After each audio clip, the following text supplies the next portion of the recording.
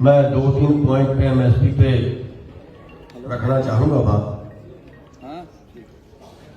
MSP की जो हमारी बढ़ोतरी है वो बाजार के लेवल से हर साल नीचे रहती है दूसरे वर्गों की बजाय, और आंकड़ा निकल के ये आ रहा है कि 7 साल में दूसरे वर्गों से हमारी आमदन आधी रह जाती है। यानी अगर दूसरे वर्गों की बढ़ोतरी 100 रुपए हुई तो 7 साल में हमारी बढ़ोतरी 50 रुपए हुई। इसलिए खेती का जो लेवल है वो नीचे आ रहा है, और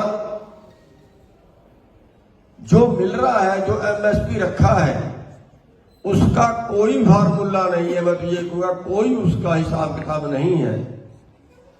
पिछले साल का जो लागत है गेहूं की, हरियाणा सरकार का कृषि विभाग की, किसी और की बात नहीं मैं कर रहा, हरियाणा सरकार के कृषि विभाग की, वो 2200 रुपए प्रति क्विंटल है, और हमें पिछले साल रेट मिला 1975 रुपए, यानी लागत से भी कम। और एक हमारी मीटिंग थी सीएससीपी के चेयरमैन से, हमने उनसे सवाल किया कि आप लागत से भी कम रेट की सिफारिश कर रहे हो, इसका आधार क्या है? उन्होंने कहा जी हमारे कई पॉइंट हैं, महंगाई ना बढ़े, विदेश से क्या भाव आएगा वगैरह वगैरह, कई पॉइंट उन्होंने गिनवा दिए। हमने कहा कि आपका काम है लागत और मूल्य, लागत कितनी आई है और मूल्य कितना देना है। लेकिन आपने क्या कर दिया, आप तो ठेकेदार बन गए, आप सिफारिश करिए कि इतनी लागत आई है, मूल्य देना है, सेंट्रल गवर्नमेंट करे ना करे, ये तो अगला काम तो सेंट्रल गवर्नमेंट का है। खैर, अब कुल मिला के उससे अगली ये हुई कि हमारे प्रधानमंत्री जी कहते हैं एमएसपी है, एमएसपी रहेगा। अब जब हम सब लोगों की मीटिंग 13-14 लोग थे जब हुई अमित शाह जी से, वहां पे हमने ये सवाल रखा कि क्या आप 23 फसलें एमएसपी पे 100% खरीदोगे? उनका जवाब था नहीं। हमने कहा क्यों बोल रहे हो एमएसपी है और एमएसपी रहेगा?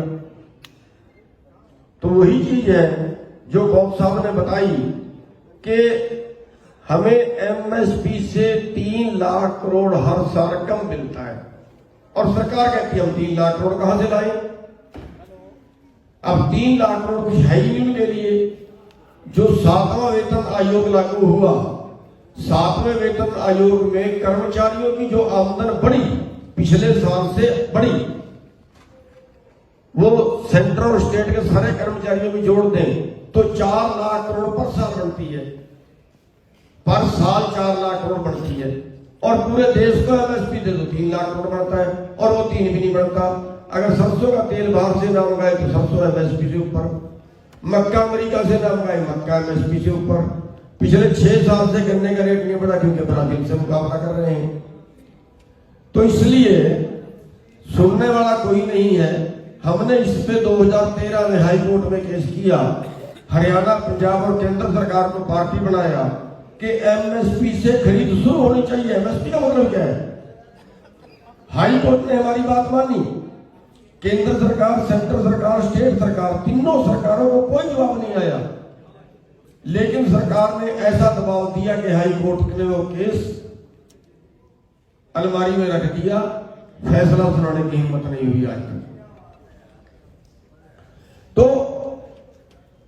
एमएसपी में होना क्या चाहिए? अगर जैसे अब प्राइवेट कर रहे हैं ऐसे भी अगर वो करें, वैसे तो डब्ल्यूटीओ में चले गए हैं। डब्ल्यूटीओ में शर्त है कि किसी भी देश की सरकार अपने देश को वर्ल्ड मार्केट से ज्यादा रेट नहीं दे सकती, वो एक गले की फांस बन गया है।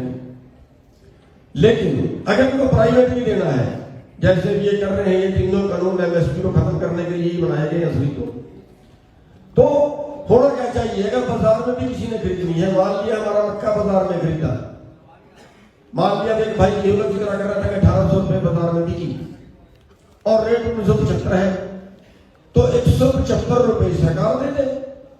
अगर इनके पास रखने की जगह नहीं है, अगर इनके पास बस्ते की जगह नहीं है, तो भाव अंतर जो बीच का अंतर है एमएसपी का वो सरकार ने दे। और जो राष्ट्रीय नमूना सर्वेक्षण की रिपोर्ट आई है 2014 की, उसमें अभी 6% खरीद रही है सरकार और कह रहे हैं एमएसपी है और एमएसपी रहेगा। तो इसलिए हमारी जो मांग है वो ये है कि 100% जितना 23 फसलें जितनी देश में पैदा होती है उनका जितना मूल्य बढ़ता है वो किसान की जेब में जाना ही चाहिए, चाहे सरकार भावांतर दे और चाहे सरकार सीधा दे। लेकिन इससे अगली मैं एक बात ये कहना चाहूंगा कि ये यहां पास करने से क्या होगा। अच्छा है कि हमारे भाई फैसला लें कि अगली बार हम अपने सारे संसद असली वाली संसद में बैठेंगे छोड़ के और वहां बैठेंगे आप बनाना कानून। और ये तो हमारी जमीनें बेच रहे हैं कारपोरेट को, फिर चाहे कारपोरेट की कंपनियां जनता को बेच देना। धन्यवाद।